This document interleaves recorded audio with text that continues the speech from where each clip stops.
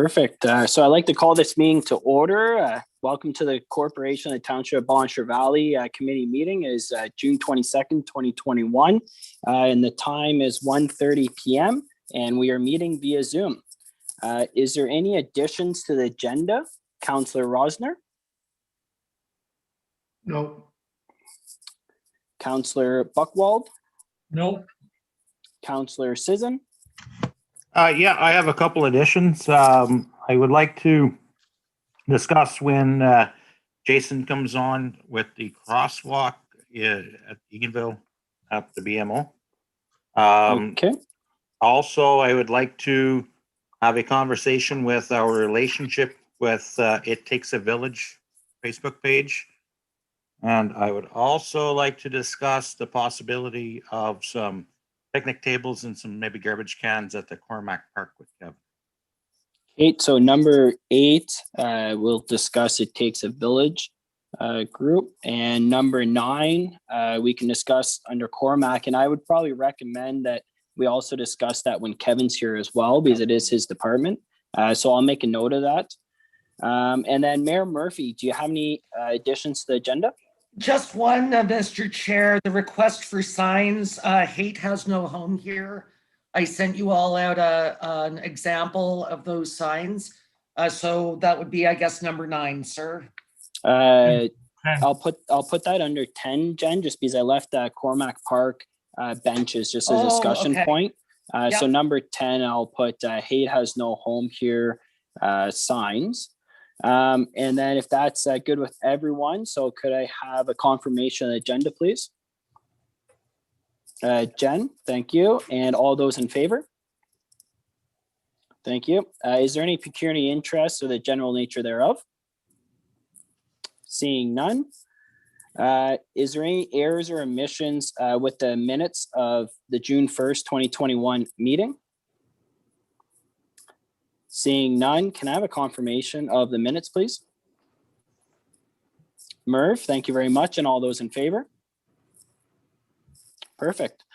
So we do have a delegation today, and I want to welcome Judy and Candace here today for the discussion with council. And I'd like to, so welcome, ladies. It's great to be on the library board with you both, and you guys are great volunteers in the community. So now I'll turn the floor over to Mayor Murphy, and I'll let her take it away. Thank you. Thank you, Chair. Thanks, Annette. You're bringing our special guests out of the waiting room, I see. So we'll just give them a moment.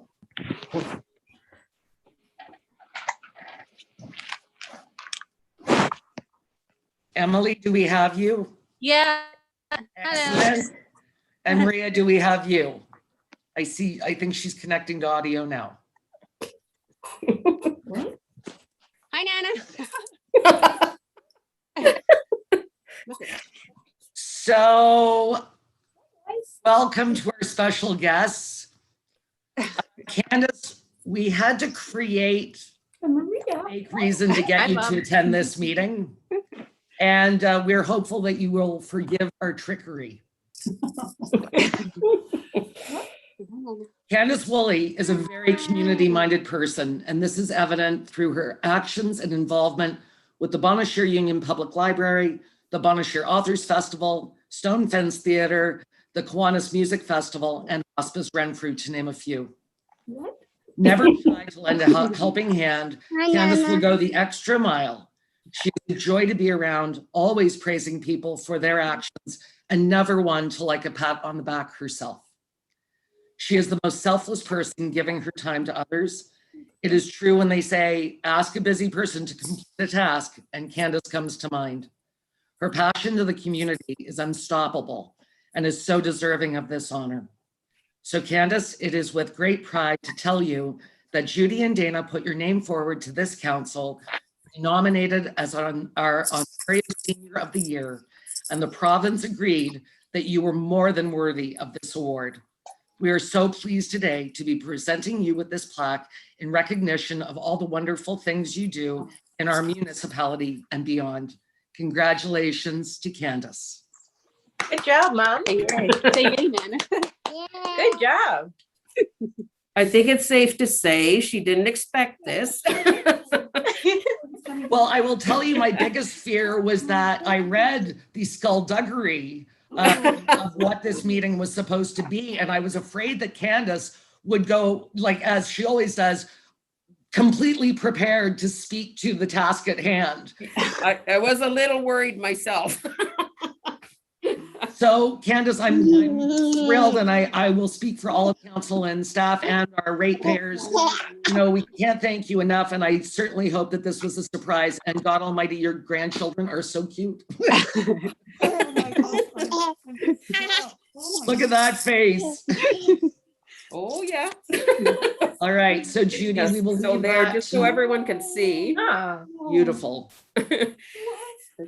So it's my pleasure to present this to Candace. Dana really was the work in the Yay. background. I just have the honor and pleasure of doing this. Oh my gosh, I'm absolutely dumbstruck.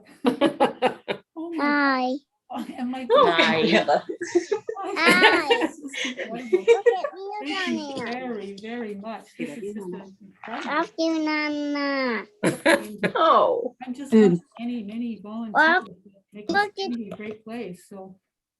Oh, that's wonderful. Holy cow, my You're the gosh. volunteer that always steps up though. Even my husband, I have to tell you this, even my husband, when we used to be able to go to things, he would say, Candace is always there working. And it's true.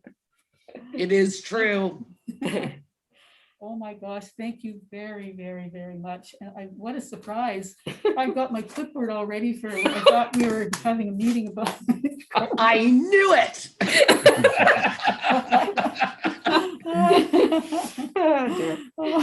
So she can share those thoughts if you need that anytime. Oh, I'm so. Well, and when Dana sent it to me, and I'm thinking that's a very detailed faker switcheroo. So Wow, Louise. Oh my gosh. congratulations, Candace, and we're sorry that we can't present that to you in person. Oh, well, it's just such a great. Judy place for to live presenting here, it. And why, and it's just all of us work together to make it a better place. It's not any one person, it's everybody, so. And there you have it, folks. And we love your idea of the sign, Jennifer. That's Yes, great. No place. Oh, for- it's not my idea. I cannot take Oh. credit for it. It's a um, wonderful idea. I'll be speaking to that later. This was an initiative that Stephanie Keon Pinkerton brought to my attention. Oh my. Great. wow. Discussing it later on. Oh my gosh.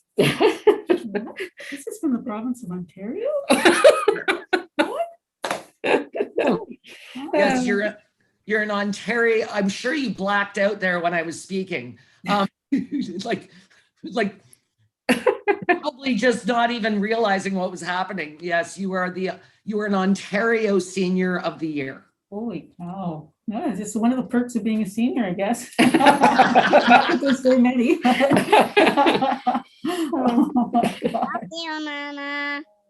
Oh, I love you too, sweetie. Oh my gosh, and my girls are here too. Guys, come soon. You guys are amazing. Wow. Oh my God. Way to keep it a secret, ladies. thank you. Yeah, and you have Dana to thank for that. Oh, She's Dana. the Oh, brains behind it. Yep, Dana works just as hard as anybody I've ever seen with the Authors Festival and everything else. Mhm. Dana's a joy to work with, so. Thank you for your kind words, Candace, but oh my gosh, what you do for our community. Yeah, you're truly deserving. So thank you very much from everybody. Oh, Yep. Gosh. Oh. Okay. All right. Well, congratulations, All right. Ken. I Thank can't think of anybody that deserves that more than you, Candace. Oh my gosh. Bye. Thank you all. Bye. And now I'll turn Bye. the meeting, Oh, say bye now. turn the Bye, meeting back Nana. over to the. Bye. Bye. See you later, guys. I know. Thanks. Well, thank you. Bye, so Mom. much. Bye. Oh. Bye, Mom.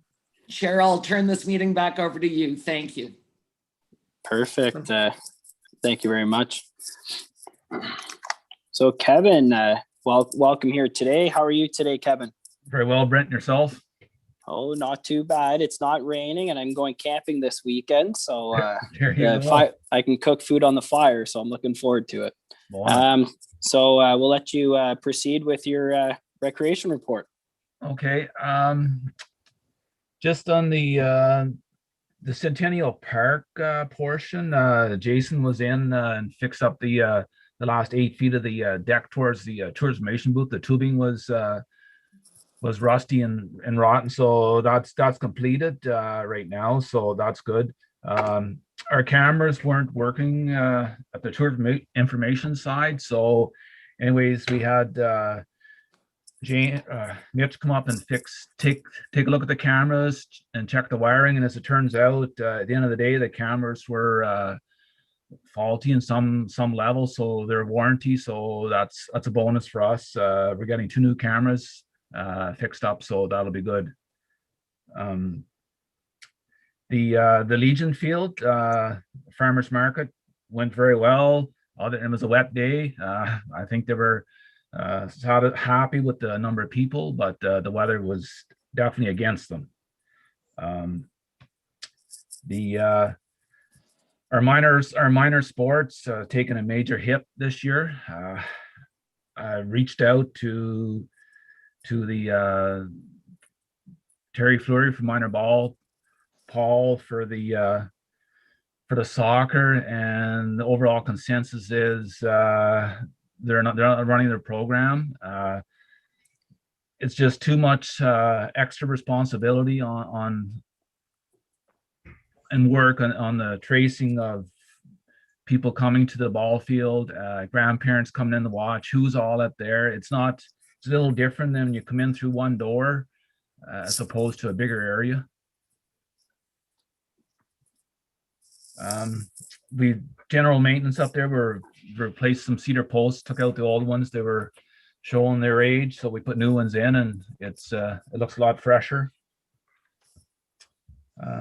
Opeongo Park, we had a few requests from up at Opeongo Park, Wild Shore. Anyways, that being said, I went to a neighbor there that had a cultivator, so I talked to him, and so he went over and cultivated the infield just to loosen it up and kill some of the grass that was coming up through. So good for him. He donated his tractor and cultivator, and appreciate that. Amy Rupert was looking for maybe a basketball net on the paved portion of the outdoor. There's an outdoor paved portion up there where the outdoor rink used to be. Anyway, she was looking for maybe one basketball net or something for the kids just to play. Anyways, what I said to her was, I do have some money in the budget kind of deal, and I'll see what I can do with it. I know we need to get the hydro poles up and that, and do maybe a load of sand around the play structure. So I kind of want to put that all together and make sure I stay within reason of the budget. So I'll work with her. I told her I'd bring it to council and see what your input was. That recommendation sounds reasonable. Yeah, Kevin, is that a free? That's just a freestanding basketball net then, like one with like a base that you fill with sand or with water, or is it a mounted one? I think what I do there, Brent, we have them on 6x6s and dig it into the ground, and it's much more secure. And I can put it a little higher, and those other ones are great, but if you get an older person or older kids, sometimes they can flip them over. The 6x6, I think, would be a little safer at the end of the day. Yeah, so you just put it in the ground. And then... That's correct. Yeah. Yep. No, that's nope. Yep. Nope. Sounds good. Sounds good with me. It'll last a little longer. Just look at the one at the community activity center, right up at Legion Field. It's still there. It's been there for a while. That's right. That's right. And hopefully this week, looking at the weather, we're going to put the markers out at Wild Shore and at Below Beach. They haven't been put in yet, but they will be in this week. Hopefully, if the weather stays nice. Around the village, the horticulture did all their planting. Put the planters out, and things, they're really coming along there now with the extra Mother Nature rain. Public washrooms are open. They're on timers. Tourist booths will be open this Saturday and Sunday, and we're going the same schedule as last year. Closed Monday and Tuesdays, but open from 10 until 5 during the week. And you saw the pictures of Foymount playground. They did a little bit of freshening up there, so it definitely made a difference. Kevin, thanks for sending the photos. Oh, thank you. Since we're not, right now we're not able to do a group tour of the municipality, it was certainly nice to see the freshen up. Thank you. Thank you. Rotary Beach, just general maintenance. We have the ladder back on the dock for the public to be swimming. So that's, and Kevin, while we're on that, if you don't mind me interjecting, I was wondering when the raft was going out. I see it still wasn't out last weekend. yeah, you're right, Tim. I'm gonna have to do a little, I'm not sure what the overall health unit's gonna say about that, with the surfaces with kids climbing on. I have to double check with that. I called about the ladder. They said we could proceed to putting it back on.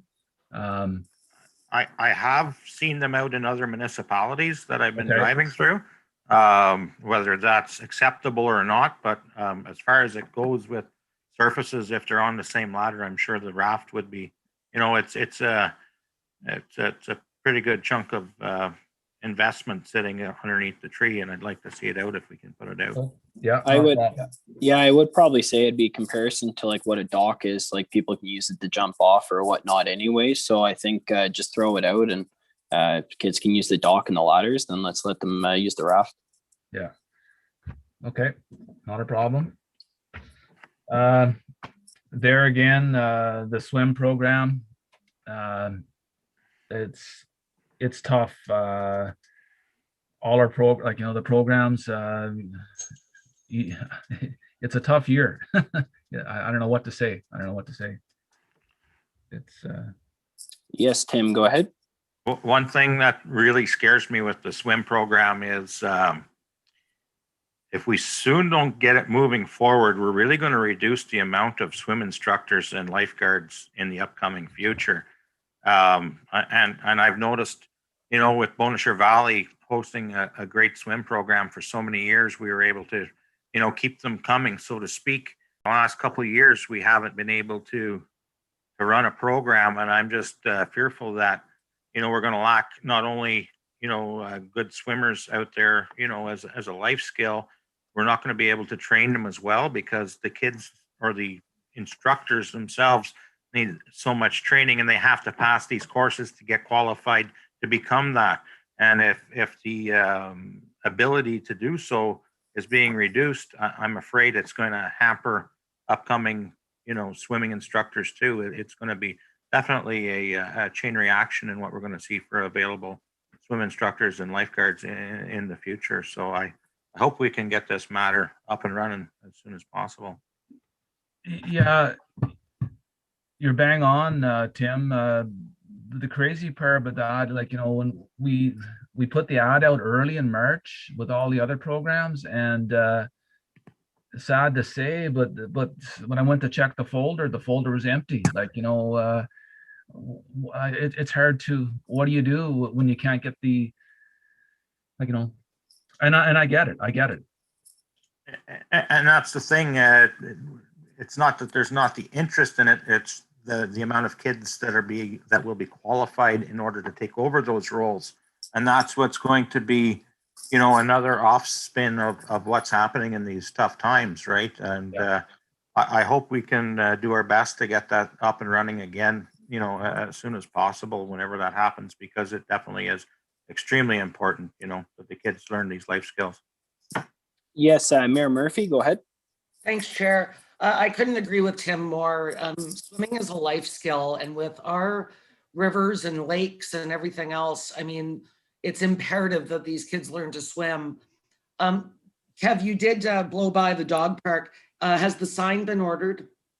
Sign is sitting in the lobby here, and I'm hoping to get it up this week. It's just it's on the list, and the fencing looks great. They did Yeah, a it great, does. they did a great job. Yes, the dog park will be the fence, the sign will be going up. We're putting in a dog station too. We had an extra one, so we're going to put that at the back of the dog park, so they can put the waste in there. So it'll help them out. That's great. Thank you. Just to touch base on the Canada Day long weekend with Beaver Tails. I was talking to Nick a couple times. I was talking again this morning just to confirm the dates that he is coming in. He's coming in Thursday, July the 1st from 12 to 9:30. Friday, July the 2nd from 12 to 7. And Saturday, July the 3rd from 12 to 5. So he's going to be there at the tourism parking lot. And then, oh yes, Murph, go ahead. For the Canada Day celebrations, could the bathroom at the tourist booth be left open till say 10 o'clock or later? Because there's always there'll be a gathering in that parking lot and on the bridge and whatnot. Could that be left till maybe 10 or 10:30? Yeah, that's not a problem. We can adjust that timer.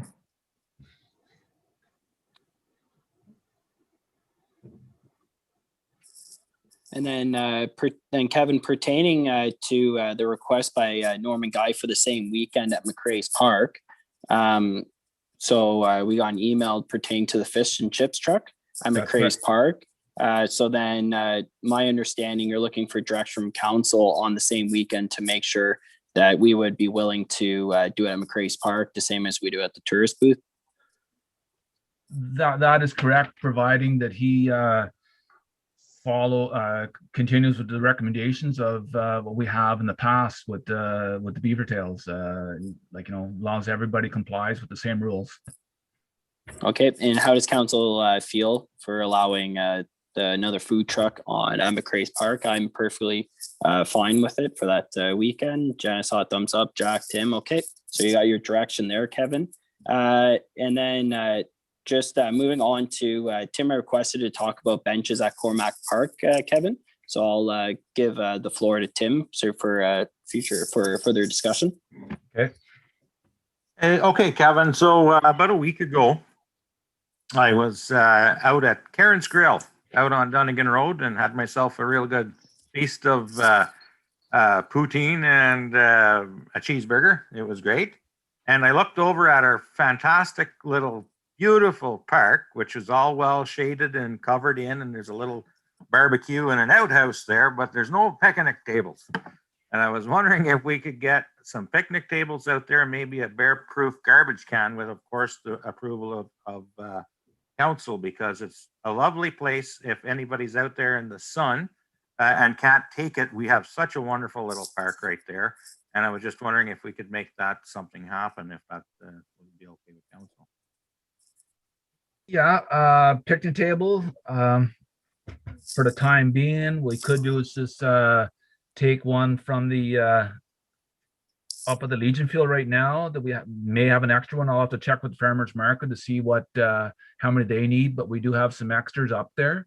And we maybe, like, even if we get one there, it would be a start. Great start. And I know, Kevin, there's a couple local stores that were selling them fairly inexpensively. They were made of lumber as well, for roughly about $100. So I can send you that information because we actually purchased two for Fairfield. So I can send you that information as well, because they're fairly sturdy and well priced. Okay. Being that location, I would probably would like to chain it down. So now you're talking about a garbage can, Tim, you were saying, or? And in the future, because if we have people stopping there, I noticed there was no garbage cans there, but we do have a little, looks like a charcoal barbecue right in the center of the turnabout. And just to make it easier than, having stuff going into the ditch or what may And there, I mean, from personal recommendation, I know they're a little bit pricey, but in Algonquin Park, you see the bear-proof ones where nothing can get in and no critters because of the location. It might be a certain type of, I don't know if it's a budget item or not, or how we could swing it, but I would highly recommend something like that so we don't have garbage laying all over the place. But it would be definitely an asset to that. And like I say, it's a beautiful little park, and I'd really like to see it utilized. There's a lot of little spots throughout the municipality that have a good potential to shine. Okay, well, I think the two requests, the picnic table and the garbage can, I don't foresee that a real big issue for the time being. We'll see about that, like you say, that bear container, like that's, I'm not sure where they even land on a price range. I have no idea. Yeah, so maybe just for the next meeting there, Kevin, bring back some pricing for some bear, or what would make the most sense, be it commercially dug one or whatnot, because we obviously don't want to just waste money. And I know the library board had reached out to me about a secondary bench just outside their building, similar to the one that you did at the tennis court. So I was just wondering if that would be a possibility. Yeah, it was nothing fancy, Kevin. They're looking, it was just similar to, you had the two new block ones at the tennis court, and there's something just as basic or similar as that, or just you can follow up with me with an email afterwards. Yeah, I think we have some extra ends at the Works Garage on John Street there. We can just utilize. Yeah, that would be perfect. Nothing fancy. They just they really like the ones at the tennis court and thought it'd be a great addition at the front right of the building. Because they have a lot of people using the Wi-Fi right now. So there's two other benches that they're purchasing as well. But they really wanted that one specific one just at the front. So. Okay. And then pertaining to Kevin's report, was there anything else that anyone had questions pertaining before I move on to the community development section?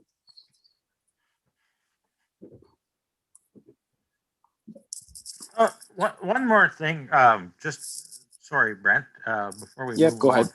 Is there any other spots, Kevin, that you know of in, say, the Grattan end of things where, because the tailgating thing has become a big thing now with a lot of things that have been closed.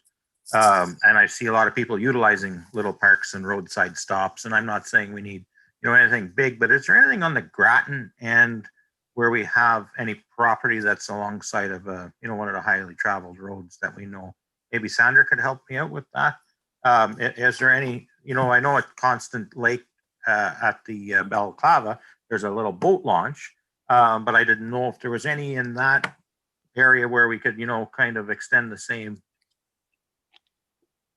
type of deal as, Cormac or in Eganville, because there is a lot of traffic and a lot of people use, the Constant Lake end as well. And I know there's really not much offered in that location as far as, even a facility like there is at Cormac Park. I guess my thoughts on that, Tim, sorry to interject, Kevin, but my thoughts would be for everyone to take a drive and take a look and see if there is alternatives and bring it forth at the next meeting. Just because obviously we want to be time sensitive pertaining to the meeting, but I would probably say just we should all drive around, including Kevin, maybe take a look and bring it to the next meeting. Jen, go ahead.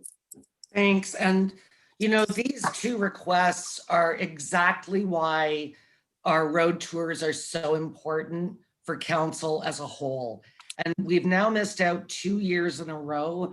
And these are certainly things, we could have stopped at the Cormac Park and had a sandwich and talked about what facilities there, drive down to the Constant Lake area. Is there any property there? I'm certainly hopeful that by either the end of this year or the beginning of next year, we get back to these road tours so that we're all on the same page and we all understand the properties that we're talking about. I would probably maybe, and I think that's a good suggestion just because we aren't doing the road tours, maybe if that exact format of how we drove it last time could be put on paper in the exact locations that we all went to last time, outside of like those, say, the works departments, the things that we have to be let into. But going through all the parks, everything, the roadways, the same as what we did before. And then in our August meeting, we could all reconnect and actually go over anything that each of us noticed. And then we can have more conversations that leads us into the budget next year anyways. But it just, if we can't get together or drive together, then we can at least drive the same route. And then we all notice things and then we're all on the same page.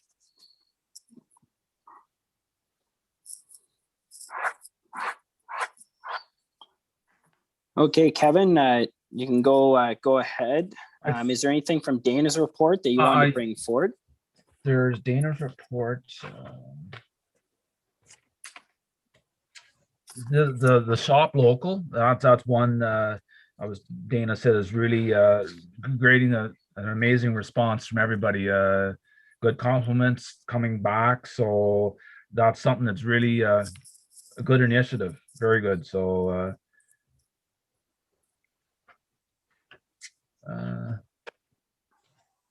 the sand castles, for the surrounding townships, which starts in June, goes to August 31st. So that's making sand sculptures, take your pictures, send them in. So that's a good little program for people that are at home or on their holidays at the lake. They can make their sand castle and take a picture and send it in. So it creates a little bit of a program, a contest from townships kind of deal. Yes, Merv, go ahead. Have we advertised that sandcastle anywhere to resorts, et cetera, Kevin? Yes, Dana's in it's Brunel Lendock. The resorts, I'm not 100% sure on that, Merv, but I'm assuming if it goes to those municipalities, it may go to the resort. I don't know. Have we sent any to the resorts in our municipality? That I'll have to double check with Dana. I'm assuming she has. I don't know, but I'll double check that for sure. If not, I'd be willing to take some to Cedar Beach, Boneshire Lodge, resorts along the lake here. Yeah. Okay, I'll look into that, Merv, and I'll get back to you on that. Okay. That's the rest of Dana's report. I understand that you're already aware of most of the programs and the applications and that are moving forward and coming due. So yes, Jen, go ahead. I think we need to pause here for a moment and congratulate Preston O'Grady on his award from the OVTA. Once again, such a shame that we weren't able to be with Preston to receive this honor, but certainly congratulations to Preston. We know what a champion he is in our area. Thank you. Okay, Kevin, so was there anything else, or that's everything for your report? I think that's everything for my report right now, Brent. Okay, perfect. Any questions or comments for council before we move on? Okay, well, have yourself a great day there, Kevin. We always appreciate seeing you, and we'll probably see you next month, or I'm sure some of us may see it earlier than that. Thanks, and have a great day. Yeah, good to see everybody. Thanks. Thanks, Kevin. Okay, we are on to Mark. Mark, how are you today? Good, yourself? Oh, I'm excellent. So what do you have for us today there, Mark? Oh, well, I'd like to start with talking to Tim that it was very good news when heard that Owen was found safe. Thanks, Mark. That was good. Thank you. Everybody was concerned. And okay, building. It's booming. I'm at the numbers I'm at there now again. I didn't hit till October of last year. So, and the summer is just starting. People are finding, if you order concrete, you're not going to get it right away. everything, or building materials, things like that. So it's a little different building industry happening here now. Yeah, so so everything's going good on the building end, and then on the bylaw end, Mark, were you able to prepare a report for the cat issue on the Maple Ridge and Bonshire Street East? Yeah. So with the feral cats, our bylaw doesn't really cover much on it. With cats, the only thing our bylaw covers is every cat 3 months of age or older should have an identification tag on it specifying who the owner is. So unidentified cats found to be causing property damage shall be considered wild animals or nuisance animals and may be destroyed in a humane way. So I've told a few people now, like I quoted them that out of the bylaw, you know, if the cats are a problem on your property, you can take care of it in a humane way. But I also tell them the SPCA and the Humane Society have 3 programs running for feral cats too. The one is like a live trap depot, a food bank, and they do have some shelters. Yes, sorry, Mark. Yes, Jen, go ahead. So thanks for that information, Mark, especially putting out there publicly. However, we do have a woman named Lisa Belair who lives, you know, one house outside of our municipality that is running a cat shelter and doing quite a great job of it. It's costing a lot of money, and I think that, you know, we may have to talk about a bit of a budget, but I was hoping for a letter from her and her husband prior to this meeting. It didn't come through. So I think that we also need to put this issue on our next agenda in July. And Mark, we would ask you to come back at that time because I'd like to know what their process is. I know that they do trap and they try to adopt them out.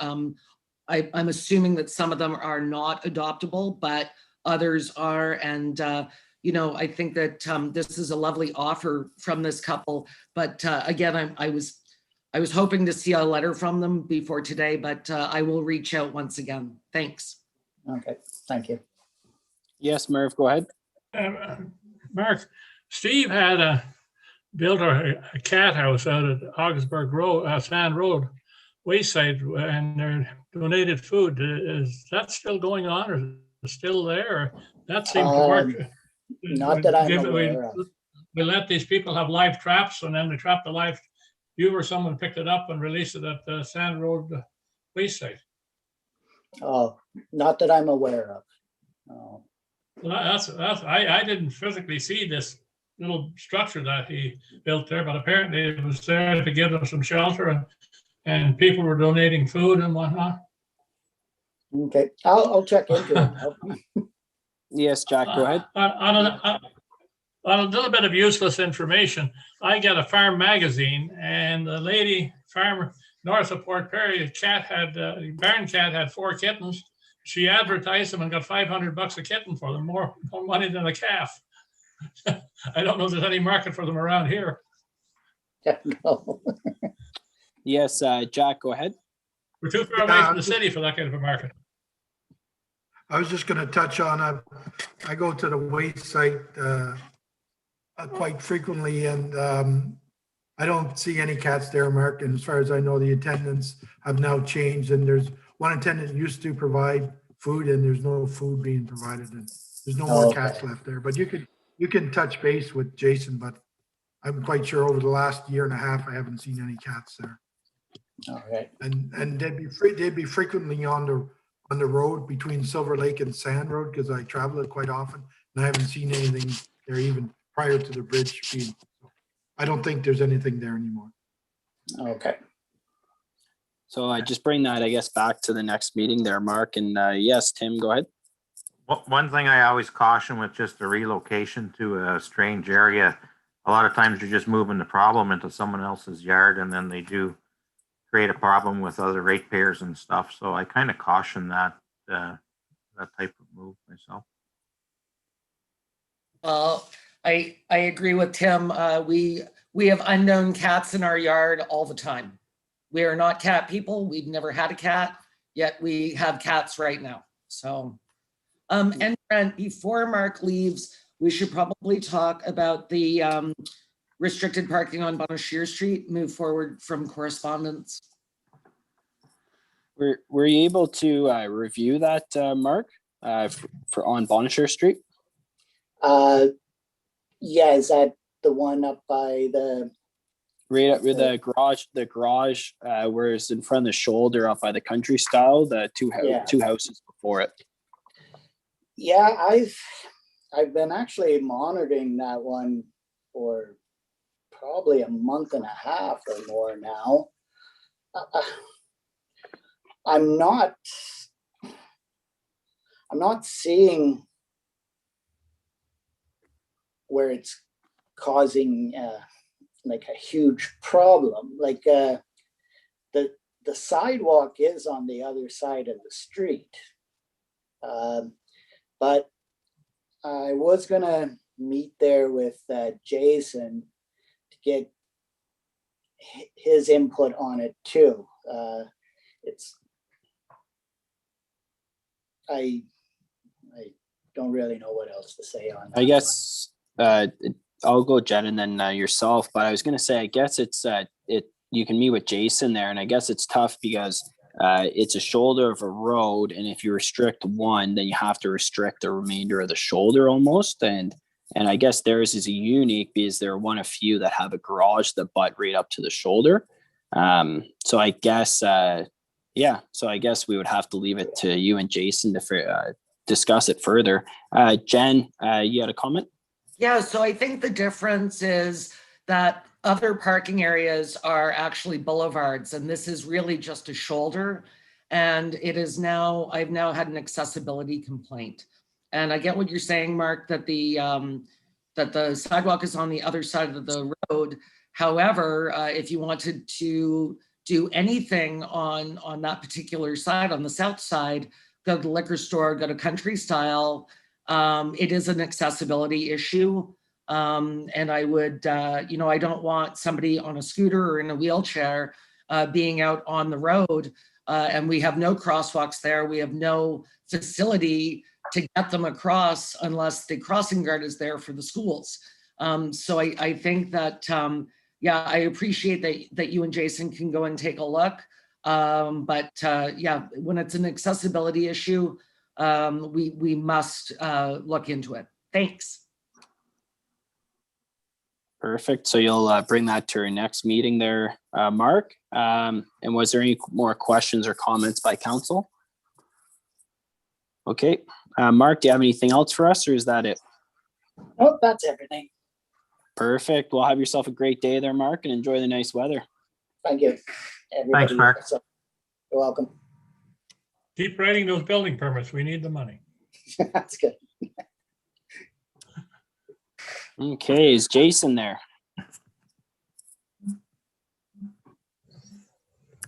Hello, everyone. Hey, Jason, how's it going today? Good.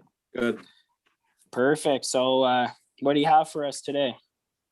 So number one, we have cleared more Spring Creek yard, and the trees that were there, I've contacted some logging contractors, and there's not enough material there, and it's such a variety of materials that I only had one offer put in, and that offer was 825 plus tax for the timber. I recommend the council take this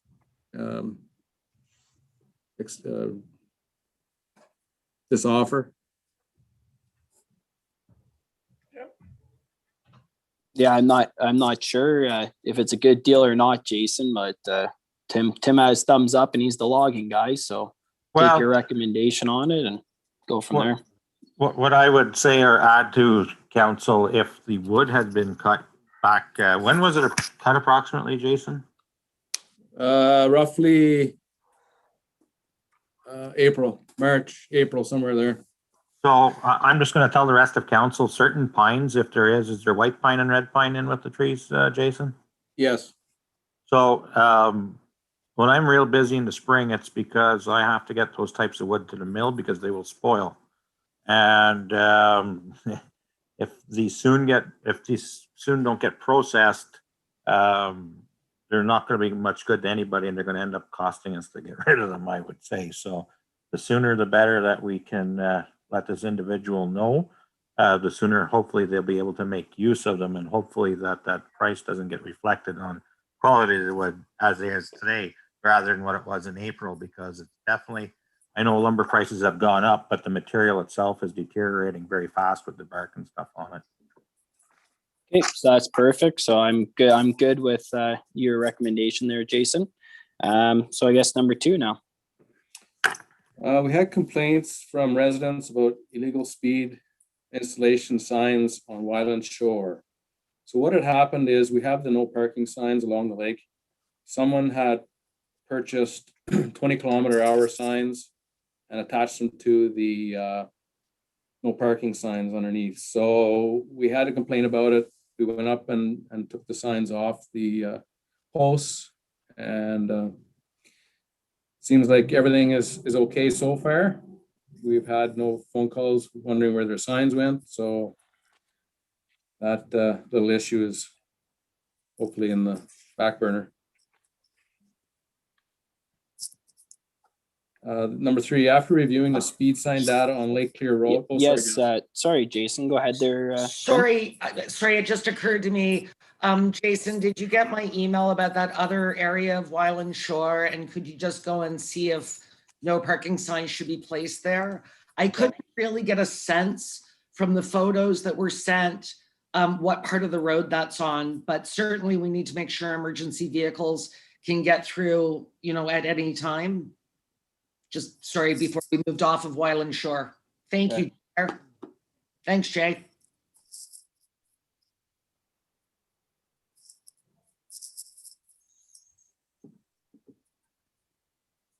Okay.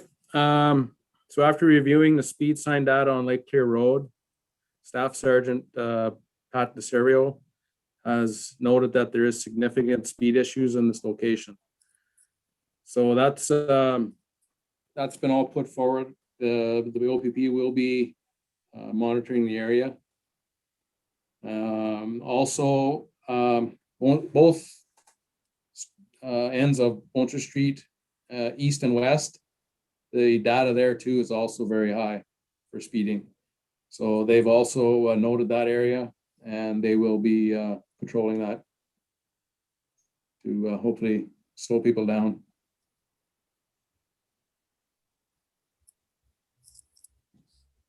Yes, Jen, go ahead. I know that we're going to be discussing Augsburg Road coming out of correspondence, but what did the data show you from that stretch of road, Jay? We the speed sign is still there, Jen, on Augsburg, so we will get that data tomorrow. Then I would recommend, Mr. Chair, that we table that piece of correspondence. From correspondence B, the email regarding Augsburg Road speed and paving issue to our next meeting for discussion with proper data. I did let this resident know that in order for council to make an appropriate decision, we did need data, and we would let the OPP know as well. And the other issue about the shoulders being paved, I did reach out to the resident to let them know that 4th Chute was reconstructed with a grant that included active transportation, and the grant was actually reliant on active transportation. Unfortunately, when we did Augsburg, we did it out of the tax levy and didn't manage to achieve a grant for active transportation on that stretch of road. So just so that council and Jason and Annette all know, I did reach out to this resident to explain the differences. I know that it doesn't seem very equitable to have, you know, active transportation or wider shoulders on some, but not on the others. But this is the challenge when we're applying for grants or trying to take it out of the tax levy. So that's, but I definitely think we need to bring this back. Everybody saw the potential asks, but again, I think it all needs to be determined on the data. Thanks. Jen, you froze up there in the last like 5 seconds. Just what was your last part? I knew it. It came up, your internet's unstable. My apologies. What I said was, I definitely think this needs to, I realize that it's inequitable, you know, that some roads get active transportation and others don't. However, that is the challenge when you're dealing with grants and or the tax levy. So you know, it's a tough choice when you're trying to reconstruct, but my fear would be that if we tried to do active transportation everywhere, that, you know, our phased in projects would take, you know, years and years and years out of the tax levy. So it's a balancing act, trying to make the road drivable within the confines of our projects. Or, you know, if we achieve a grant, then that's when, you know, those monies kick in, and it's such a boom on Sheer Valley. Thank you, Chair.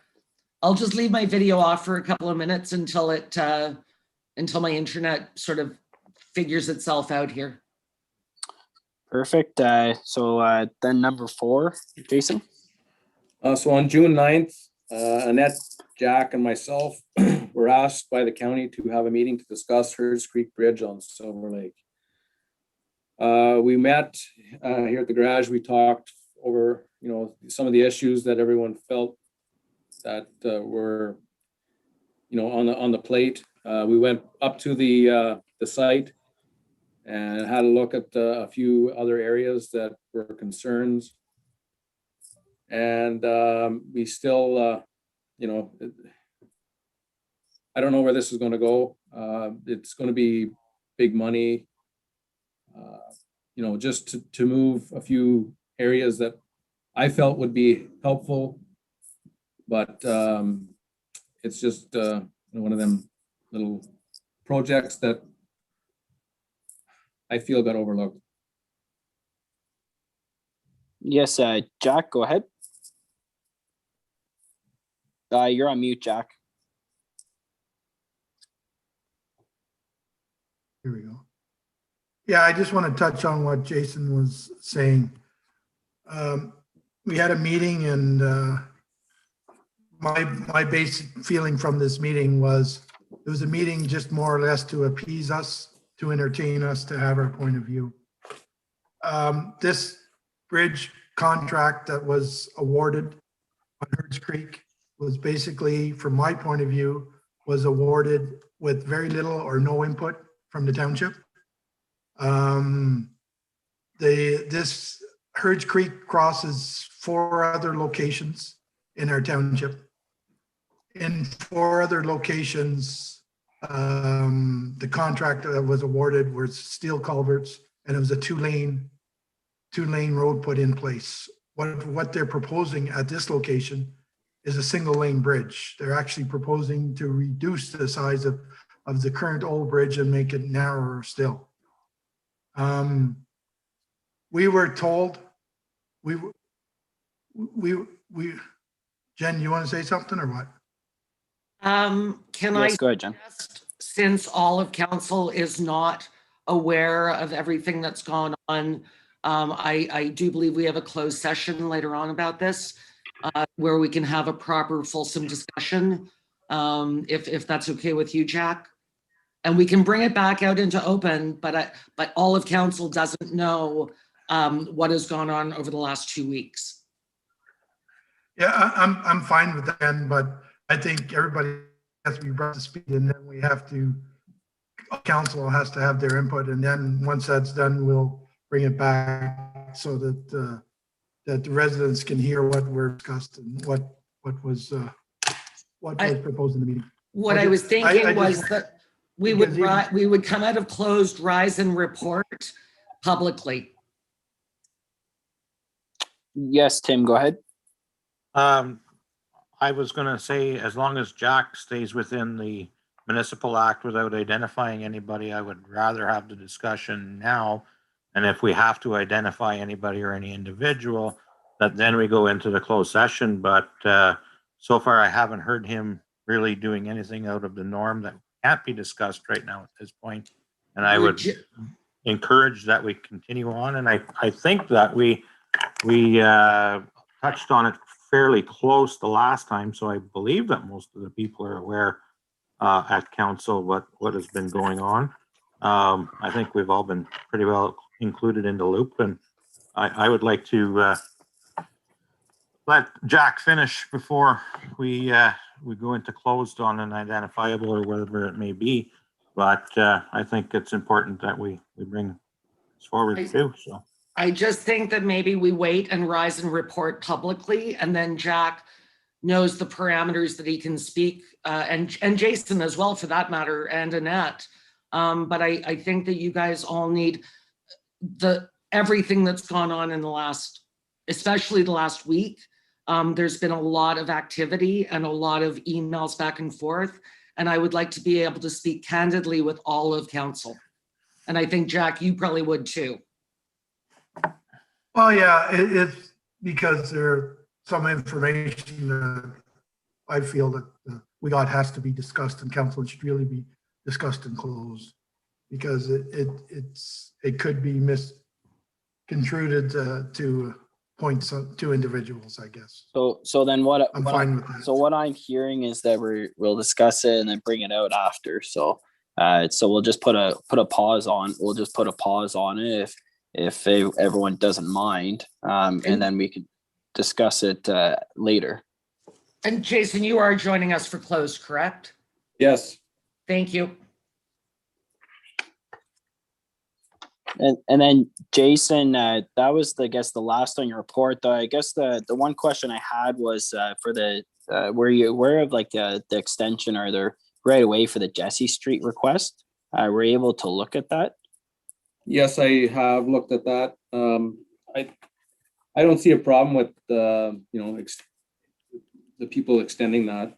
It's a very simple, straight ahead, just tree clearing, and there's one culvert that would have to be put in that would divert any water that would come off of the hill and go back into where the creek normally runs. So I don't see any issue there. And yes, Annette, you had a comment? I do, because now I'm looking back at the request, because this request has gone back and forth a couple of times. And are they still extending it, or are they wanting to purchase it? Sorry. Yes, so sorry, and that's probably where Jason's probably mixed up too, because this has gone all over the place where they want to extend it, they want to purchase it. So the current request on the table is they want to close it and purchase it. So we'd have to have a public meeting, and if council is in agreement in principle, we would then advertise, we'd have a public meeting, and of course, there are adjacent properties who, although they don't front on Jesse Street, they front on, I want to say Queen or Water, hopefully I'm correct. Yes, okay, good. So, but they back onto that unopened road allowance. So they would have an option to purchase their 33 feet on their side if they want to. If they don't want to purchase it, then it's a dead end road. It's never going to go anywhere else. It's only so many meters, and then it's dead end. And I believe the individual right beside the property owner who's asking about it is fine with it. So that would really be the only person who could cut off the interested purchaser. So if he owns all the rest of the one side for the 33 feet. So it's up to council whether they're interested in closing and selling off that, whether it's half of the road allowance or the whole road allowance. then he would be willing to purchase it, of course, for the $5 per lineal foot, as per our bylaw, and survey it and do everything that needs to be done for that. And then it would just become part of his property. He would front on the street and he would be able to build. So, sorry, Jason, I know that he requested the other previous to that, but I think we discussed that option as well. So unless you have comments for or against that. No, I'm good. Okay. I had to double check too. I was like, what are we discussing again? Okay, thank you. That's perfect. So was there anything more, Jason, you had to add? Yes, Mayor Murphy, go ahead. Well, let Jason go first and then I'll go. I have nothing else. Excellent. So if I may, with your indulgence, I have 2 items from my mayor's update that I would like to discuss while Jason is with us. The first thing is 4th Chute Bridge will be shut down from June 28th to the end of October. This is a 15.4 kilometer detour, just so everybody is aware. It was asked, now I am not part of Operations Committee, as everybody knows, but I watched the Operations Committee of last week because I wanted to know what was going on with Herds Creek and with Highway 512. During the course of this meeting, it was asked, could the rehabilitation of this bridge be staggered? And the answer was that it was cost prohibitive. Nobody asked the question, what would be the difference in cost? So the challenge now is that I can ask the question at County Council. Unfortunately, County Council is 2 days after the shutdown of this bridge. It's on June 30th. So I just want to make everybody aware, and I know that 4th Chute Bridge is not actually in Bonnechere Valley, but it does affect our ratepayers in a serious way, especially when we know that if the ambulances from the Eganville station are out, they are backfilled from Renfrew into Douglas. You know, this could be like serious timing problems, or in fact, if we needed mutual aid from the Douglas Fire Department. So I just want to make all of you aware of this. I have expressed my displeasure with the CAO at the county and with our road superintendent. Our public works superintendent. You know, once again, and we're going to go into closed about Herds Creek, but once again, I feel that they were not taking into consideration the ratepayers' needs of Bonnechere Valley, North Algonah Wilberforce, and in fact, Admaston Bromley as well. So I just wanted to bring that forward to you all. Yeah, Tim. What was the dates again, Jen? I'm sorry, I was writing down, but I didn't get it fast enough. Sorry, June 28th. Yep. To the end of October. Mm. Yeah, that face. Okay. Yeah, you got it, Tim. So you can imagine my frustration where County Council will not even be able to ask the hard questions. So just so you are all aware, myself, Mayor Brose, and Mayor Donoghue, none of us are on operations. In fact, I don't think Mayor Brose would have known unless I phoned him. This is, you know, we need more consultation with the County of Renfrew. In past, we did have it. I'm not sure why the wheels have fallen off the bus with a couple of these projects. Well, I was going to comment, Jen, and just say, like, we are fortunate when we redid our bridge in Eganville because we have the secondary bridge, but fortunately, that's only about a 800 meter detour. And where this one, I'm not sure. I think we're going to get a lot of calls of complaint, and I think we're going to get it's a lot of extension, not only in the healthcare as you promoted, but in case of emergency or just business. Like imagine, like I feel fortunate, actually really bad for the local tourist person that's right beside the bridge that is only going to have access from one point. So I guess it is very unfortunate. Yes, Tim, go ahead. Well, one thing I do the pedometer check all the time to see like where the turn is at Highway 60 in Douglas. So here's the thing. From my place, you guys know I'm on the 4th Chute Road, to that point in Douglas is only 1 kilometer difference if you go through Hindford, like down to Scotch Bush Road and then turn left and the county road across. So there is only roughly a kilometer difference from Eganville to that point. shall they go ahead through to Hindford and turn left at the stop sign and go back to Douglas that way? And if it's a big cost savings, it's not that I don't like to, I like to save money, but really that can be done. So if you understand what I mean, it's that stretch of Fourth Chute from the bridge to Douglas. It's a bit of a savings by going across the bridge there, but it's not entirely that bad. Like I say, there's only about 1 kilometer or so difference from my place to that same point at Douglas. I'm thinking of the people actually on the other side of the bridge that would generally take Fourth Chute into the village of Eganville to do their shopping, etc. That's where I was.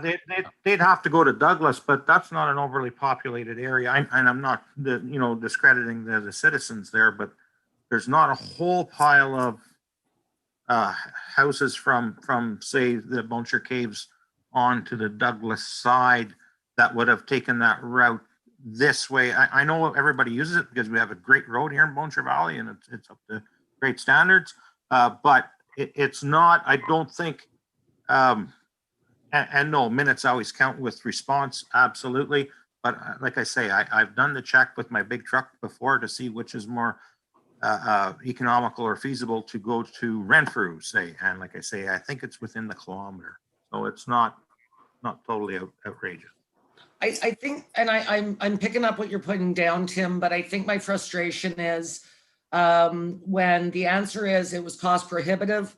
What is cost prohibitive? And I'm sorry, the timeline of this, June 28th to the end of October, that's our entire tourist season. Yeah. That's beyond our tourist season. So anyway, I'm very frustrated. I wish that somebody on operations had asked, the question, what are we talking about in cost savings? Jack's got a question. Yes, Jack, go ahead. Yeah, I just want to, on the timing of that, Jen, I just want to bring up the same thing. I know we're done with Herds Bridge or Herds Creek Bridge, but they shut down long weekend in May till basically into August.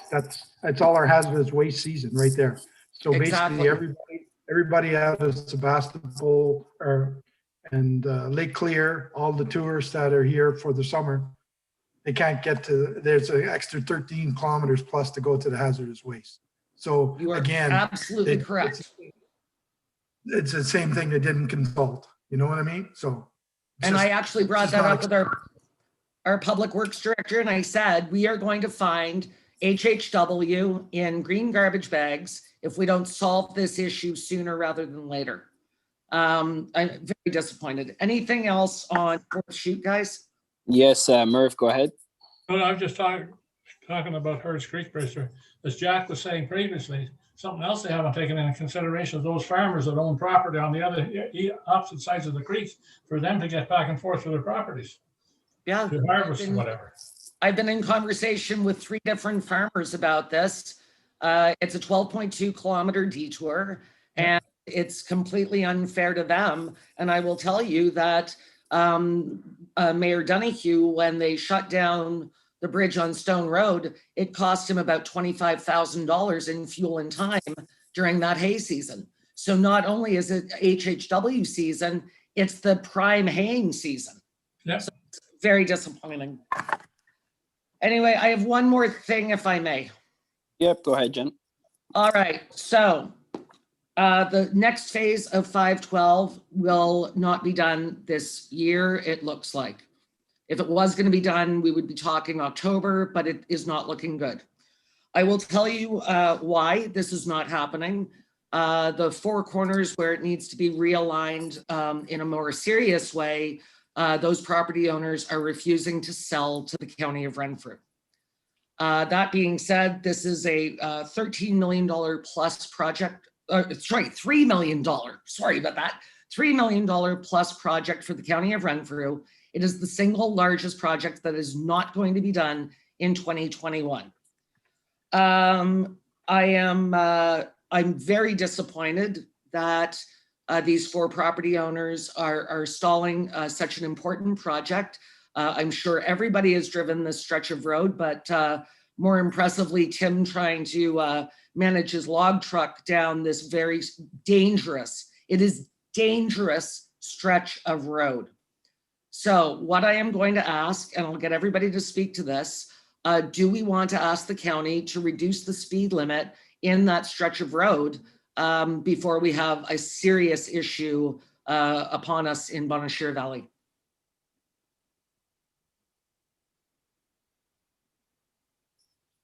Can Jen, for those, are we able to get those like those sections of road that, like, I'm not familiar with the four corners that you're speaking of, like right off the top of my head, to be honest. So I'm not sure, and also of what reduction of speed is what are you requesting from it, because that's a 80 there, so it dropped down to a 60 is what you're saying? Or lower. I'm just saying it's very dangerous. So Brent, if you drive out, you can sort of see where the road needs to be realigned, right? On the worst corners, at this point, there's no white line. There's, you know, the edges of the road have been sheared off. I'm just thinking, you know, with if we're going to go through another winter with this road in this hazardous condition, and I would hazard to say that it's probably the worst county road in the county of Renfrew. So I'm just putting it out there if we want to make the request to county. Ken? Yes, Tim, and then Murph. So I've been thinking about this stretch of road for the last 3 weeks. And, you know, it's been kind of in the back of my mind, you know, from the last discussion at council, how bad it was. And I do travel it every day, and I see a lot of fast vehicles on it. The thing is, that road is probably, and Jennifer's absolutely right, it's the worst road I drive on in the county. And I drove on a lot of roads in our county forever. And I don't think that there's one that even comes close to how bad the 512 is. Is the sign going to slow the people down? I don't know. I wish they would slow down to a point that's appropriate, because I have actually watched them bounce ahead of me and things start to go on some of the corners that are not rough.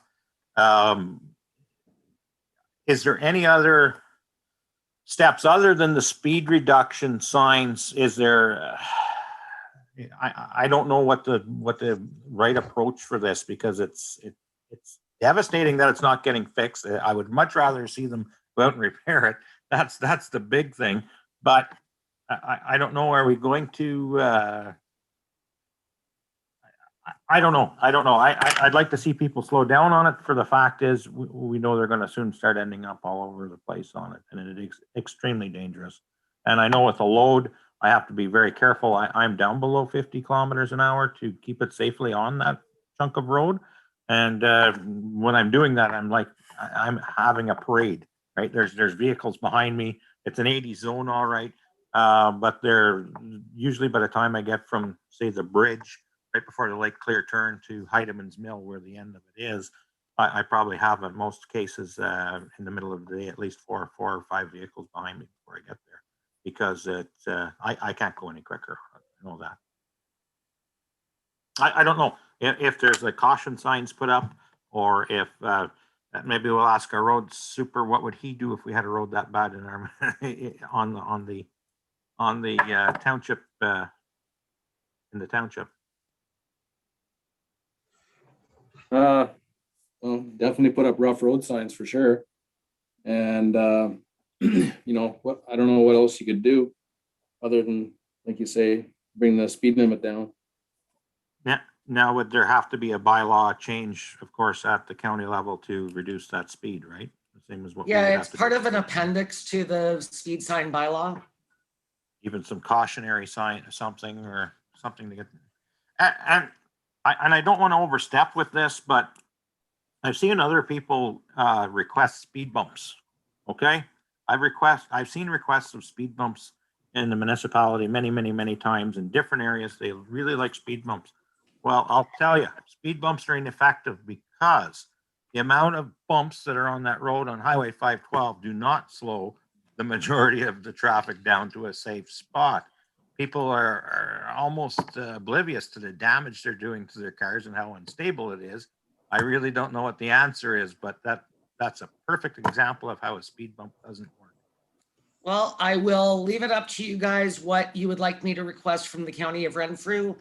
But I would like to put in a request during members' written motions and or new business at county on June 30th. So can I get an idea of where you guys are going? If you want rough road signs, I'll request those. If you want a lower Jen- estimate, I will request those. Jen, what I would probably Oh, did I just freeze up?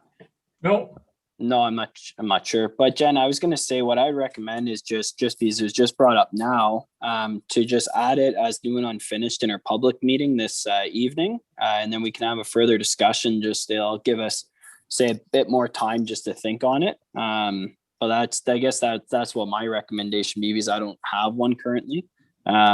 So that's all I would say. I'm fine with that. Sorry, I didn't mean to blindside anybody. But again, when I tell you that I get late breaking news, this just came out of operations last week. So I'm not necessarily in the know, because I waited a couple of days to watch the operations committee meeting on YouTube. So I was kind of under the bus as well. So yes, absolutely. If we can add that to this evening or late this afternoon, I'm fine with that. That's perfect. And Merv, go ahead. Jen, I don't drive that road that often. When you say the crossroads, what road is crossing 512? Which road are you referring to what crosses 512? I don't understand the question, Merv. Well, you said the people at the crossroads would not sell their property. What is the crossroads? What road crosses 512? It's What you call the crossroads? Jen was speaking towards the Four Corners, Merv. For realignment, There's four different corners on the road, Merv. Oh, I thought it was an intersection. I know what you're saying. I know where you got that from, the four corners. Gotcha, Merv. Sorry, Merv. Yeah, no, there are several parts of this road that need to be realigned. A few of them are really, really, really dangerous. But it was asked, well, what if we don't realign the road? And our county engineer said, well, we'd be missing an opportunity, with a very expensive project to ensure that this road is wider and safer. And I don't think that we can go from, wide to narrow to wide to narrow, depending on the portion of that phase 2. So sorry for the confusion, Merv. No problem. Is there any other further conversations to be had with Jason? Oh, yeah, I added the crosswalk there. Oh, yes, go ahead, Tim. So it's been brought to my attention, and Jason, the reason why I'm bringing it back up again, it's because of more of an information and education to a lot of newcomers in our community as regards to our crosswalk. I can remember having a discussion with Bill and Brian a few years ago. I think with the rest of council, it did come up about the crosswalk from the Bank of Montreal to Conway's at the end of the bridge. And at that time, I was kind of wondering why signage wasn't different. And we kind of got off on a false start with it. Yeah, I checked into electronic flashing signs and such. But anyway, can you give the public the rationale behind that crosswalk and why it is the way it is and why there aren't certain things involved with that crosswalk? You're on mute there, Jason. Yes, I can. So I've looked up the regulations for crosswalks. That crosswalk at the BMO and Conway's is within the 200 meters of a controlled crosswalk. Pedestrians are encouraged to go to the controlled crosswalk to cross the street. I know it's a bit of a walk, but that's what is in the regulations. Now, being an uncontrolled crosswalk, pedestrians do not have the right of way. They have to yield to make sure that the oncoming vehicles have time to stop, because it's, the vehicles have to slow down and make sure there's not an accident before they, stop. So it's a double, it's on the pedestrians, plus it is on the vehicles to make sure that, everyone is safe. Tim and then Murph. So as I was going through Barry's Bay, I did see they had courtesy crosswalks set up there. And also they have signage indicating what the pedestrian's responsibility is. And because a lot of the people in the community aren't up on Highway Traffic Act regulations and because of the intersections and stuff, I can see how they could automatically assume a crosswalk is a crosswalk is a crosswalk. In your opinion, Jason, with liabilities and such, if someone were to cross that and assume that it was their right of way, I hope that we don't end up in hot water over it.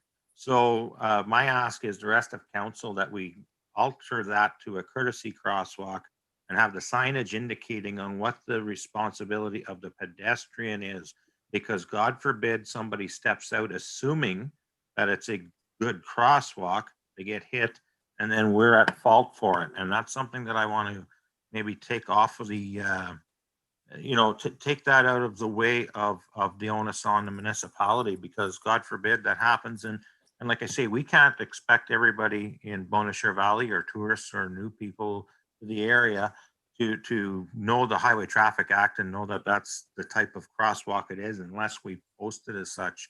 And I ask that maybe we change it so that we don't get into that type of situation.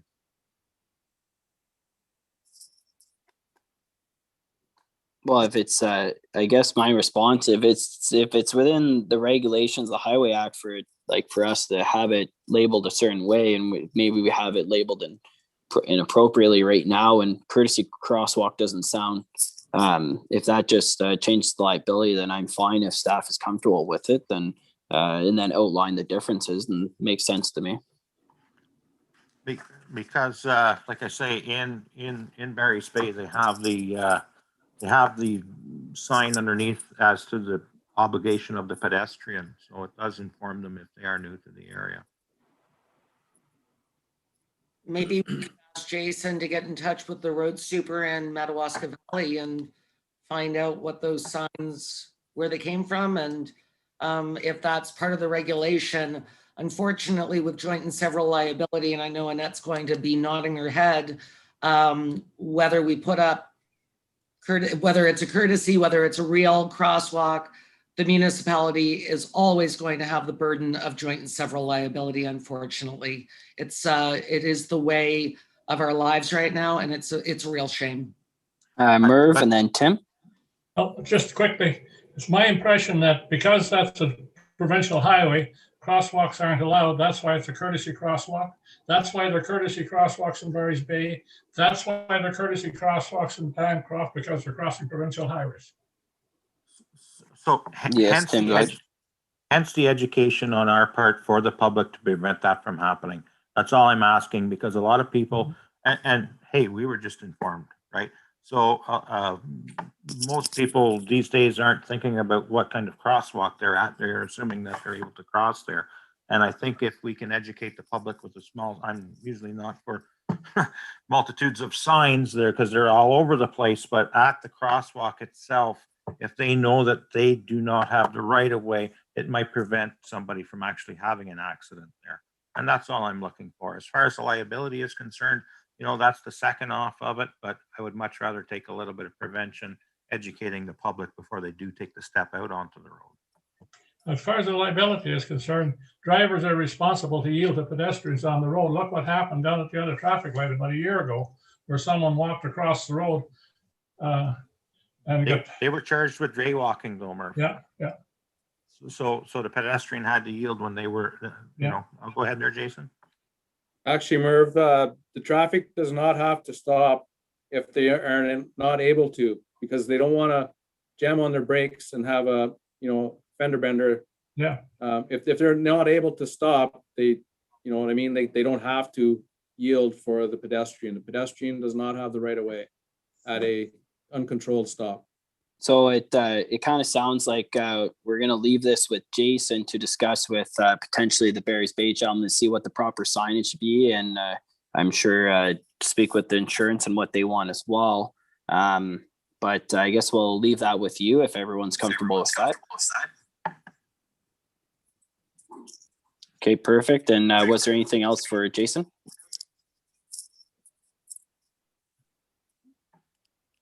Nope. Okay. Well, thank you very much, Jason, for coming, and have yourself a great day. Yeah. Okay. We'll see you all later. Thanks, Jason.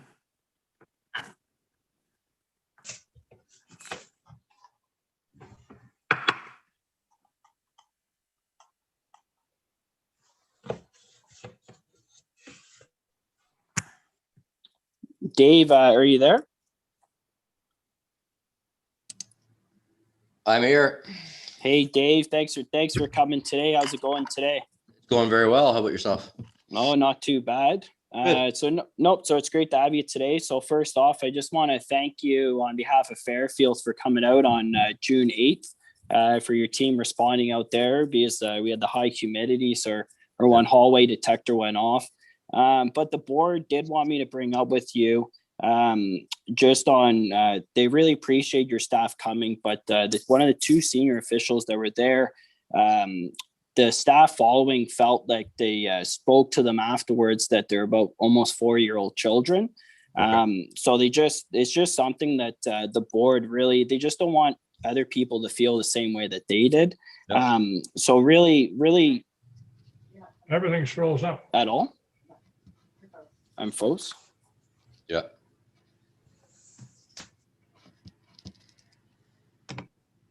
I thought it was me. No, everybody froze up. That's because it was the township internet. Sorry, guys.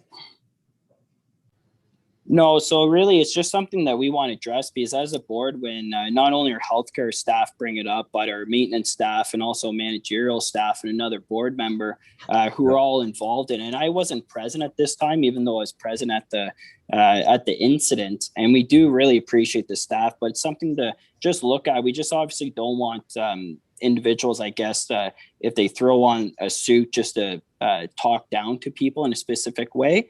Obviously, and it's just something I just want you to have a conversation with some of the individuals that were involved there, and I'd be happy with a follow-up afterwards as well. But no, we do really appreciate you coming out. So is that something that you're able to look into? And obviously the board at Fairfields can look in and assist you with any questions you have, but it is something that we really want you to look into and have a conversation with the responding officers. Yeah, absolutely. I'll look up the call and see who was there and have a conversation with the officer that was in charge. Yeah. That seems out of character for our people. So I'd like to know as well what happened, what transpired there. Yeah, and I can provide you any of the people's information as well. And we can follow up and touch base from there. But the Fairfields board just wanted me to bring it up. And then secondly, just I know for myself, we obviously had an incident on June 9th at 1:40 a.m. And obviously our firefighters responded to the accident on Silver Lake Road, and then we left around 3:25. My question, I guess, pertaining to it is what is our policy pertaining to like missing people? Just because the individual was still missing when our fire department left. So I guess my question is how was that decision formulated to leave the scene? Obviously the OPP took over, but it was more of a clarification on that, just because obviously it was throughout the media, and we want to make sure that we can help out in the future any way we can. Yeah, we will obviously provide initial search, and the guys did with the drone to know, with no luck at that time. But once the police take over, everybody else is out of the mix when it comes to searching for people, especially in the bush, because they'll call a canine in, and they don't want other scents in the bush. So they'll control the scene but not allow people to actually participate and help out in that regard. So that's their policy. Like I said, the guys did have the drone. I think they had the drone up for half an hour or so that night. And once the police take charge of the scene like that, we're really not in a position to continue. And we can't infringe now on their scene. So, And then I guess the offer, so do we have so for the missing persons policy, so then the OPP take over the situation, and then it's up to them to request, or do we ask them if they need any additional help? Yeah, we always do that. We always, we stick around generally longer at scenes like that than we would normally be required, and not necessarily a missing person, but for traffic control to help them out. Any other assistance that might be required from a partner agency like that. But when it comes to actually boots on the ground doing a grid search type thing, that is something that they don't allow us to do. Okay. Just because they have to have a controlled environment. And then for the drone, I guess, because we bought it last year. So then a situation like this, were you able to get good imagery for I guess it'd have some form of infrared or night vision that you're able to utilize? They're using the infrared, and we had 2 experienced drone operators on it, and there was absolutely nothing that was seen. And more than likely, probably because of the rain and the cold, that we couldn't pick up a heat signature with it. Okay, and then just for clarity, then when our drones used in public, or in situations like this, is it recorded or unrecorded? I guess is my question. Just in case down the road, if we ever had a situation that we were utilizing your drones for something, do we have that documentation that we can offer to the OPP afterwards, or no? Absolutely, everything's recorded on the drone. It has a SIM card, and it's all whatever pictures we take are I believe our main operator has a cloud type system that he's been depositing pictures, so that the operators have access to it. Okay, and then on that specifically, just because I'm not a techie person or whatever, but when I first, I guess, heard about the incident, obviously you see online, you see that, say we responded at 1:40, we leave the scene at 3:25, and the individual wasn't found till the next day. So I guess really when I look at it, what in a situation like that, besides say, how else can we support the OP in the future if they don't want to use your drone program? So is this a partnership that we have to work on with them to be able to utilize it more? Or they won't request, right? They will not request assistance like that. They have their own mechanisms in place, where they get the ball rolling on their end as far as the personnel and equipment that they would need to be able to do a situation like that. So we kind of, although we do support our other first responding agencies, they're under no obligation to request anything from us. So they kind of do their own thing, right? So and that's their protocol. Go ahead there, Annette. You had a question? Thank you. No, I didn't have a question, but none of this was added to the agenda at the beginning, Mr. Chair. And I just want to remind council that, I really appreciate the fire chief asking all of these questions, and I think that's great. Thank you very much. But it wasn't added to the agenda. The chief wasn't asked ahead of time. And there is really one employee for council. It's through me, and then it gets asked at the beginning for the chair to add it to the agenda. None of that sort of happened here. So I just really wanted to make a comment that, as far as procedure and process is concerned, we've kind of gone off to the side, Mr. Chair. So just in future, if you have that, if you can let me know ahead of time so that I can have a discussion with Chief when he's called to a meeting that he's going to be asked about something. And then also, if you're going to add something to the agenda, if you could bring that up at the beginning, I'd appreciate that, please. Thank you. Yep, no, definitely. So no, I appreciate you being here, Chief. And obviously this was throughout the media and the news. So it's more just a clarification, and it's kind of what I kind of figured is the OPP took over the situation, but I think it's just something I personally want clarification on when I was bringing forward the Fairfield board as well. And I guess that's all I had for today, Chief. Was there anything else anyone else had or questions? Yes, Tim, go ahead. So I'm just going to ask a question as regards to policy with the drone. Since we're on that, if that's okay to proceed there, Mr. Chair. That's fine, but I would probably say if it's pertaining to any policy, we want to report back on a future date. No, so just as a question for a report back on what's going on. I just don't want to see anybody else in a situation that I was in a week ago. It was tough all around. And I just want to make sure that if something happened between now and tonight, tomorrow, a week from now, or whatever it may be, if we have the technology to aid and assist without hampering and without getting involved on the ground, without covering up scent, or if something like that should ever happen in the future, I would like to see if the rest of council could maybe see if we could stay on till that issue is resolved. That's all. But if there's nothing else to add, does anyone else have any other comments or questions? Yes, Jack, go ahead. Yeah, I just want to back up Tim there. If with our technology and with us not being interfered with, I think there has to be some sort of guidance and policy or procedure that if we have, we've invested money in this type of apparatus, that we should be able to use it and contribute to whatever we can at arm's length. That's all.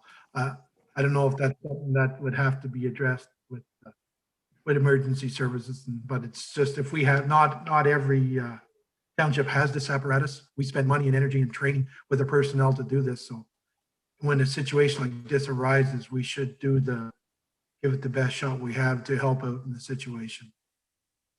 Thanks.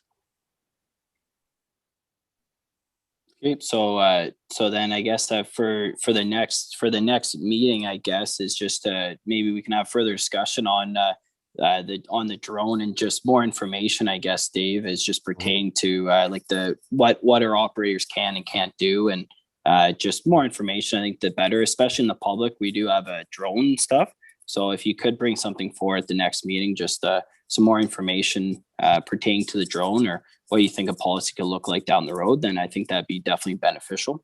Yes. And Questions? yes, go ahead there, Annette. So when you're talking about policy, so what specifically are you looking for? Sorry, I'm lost on this, what we're talking about here. So you're looking for sort of what the users are, or maybe, you know what, Chief, if you understand what they're looking for, then just tell me. It's okay, Annette, I got this. I just want, I'm not clear in my mind what you're looking for. Yeah, so I guess in that it's more of a clarification on, so for your policy, for example, like when I look at it, it's like, so that we are recorded, or what situation we're going to utilize the drones, and Okay. and I guess on like, so what do we want our quota of our staff, I guess, to be within the fire department to be trained, or what are we trained or capacity? Be it policy might not be their best word, but I think more of an information that we can go from there, because the drone is a new development for townships. So how can we best use it for the future? So be it a policy develops from those conversations or not. But no, I do appreciate you coming here today, Dave. I know you're busy. And I just want to thank you, obviously on behalf of Fairfields, for helping us out on June 8th. So was there something that Councillor Shizen wanted Fire Chief to be here for? Because he asked him to be here today. No, I think that Brent touched on most of it before I asked. And like I say, I just want to make sure in the future that if we can help, with a situation without interfering with the situation, right, that we do that. And that I think is very important to the community as well. And we do that, Tim, like that's the guy that, like I said, the guys were I know the drone has a fly time, but they were out for over half an hour with it. And I get they weren't successful, but they had the infrared on, and they were experienced pilots, and they came up with nothing in the half an hour. And then kind of the police take over, right, when we're there, So, okay, so that's fine. That's all right, Dave.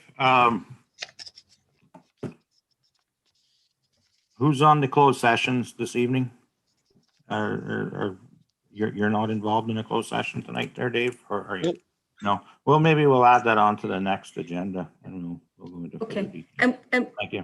And just so I kind of get it, so you guys are looking for a policy, a procedure of here's the times when we'll use the drone, here's what we use the drone for, that kind of a thing. That's what we're looking for. Like to have a discussion about that. Great. Okay, thank you. That's all I had. Jack, you had a comment? Yeah, and then that too, what the capabilities of the drone would be, what its capabilities, so that we know where we are, its limitations, its fly time, all that stuff would be interesting. It'd be nice to know. Thanks. Perfect. So thanks a lot for coming, Dave, and enjoy the rest of your day. Thank you. Okay, we will move forward on to Annette's report. So Annette, when you're ready, I'll give the floor to you. If I may, Mr. Chair, before you get started, now that the chief has left, I would like to echo what the CAO said. This is not because the chief is my husband, but I do not believe in blindsiding our staff. From now on, I would hazard to say that, Annette, I think that you have the authority to shut down that kind of discussion. I think it was embarrassing. I understand the drone part of it, definitely. But that is something that the chief should have been made aware of, and we could have had a closed session to discuss the parameters and what the OPP did to the fire department that particular morning. Thank you. So Annette, I'll move on to your report now. Thank you, Mr. Chair.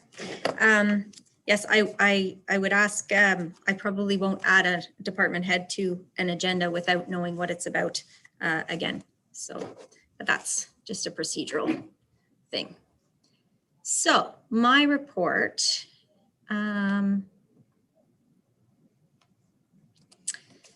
so we have the May financial reports in your package. Sandra and I both attended the AMCTO conference. I actually presented at it, so it was a great experience for me. I missed out on one day because I had to come back. There was some urgent things I had to come back to the office for, but it was still a great couple of days, and the videos are available for 6 months, so I will be able to go back and take some time to watch them.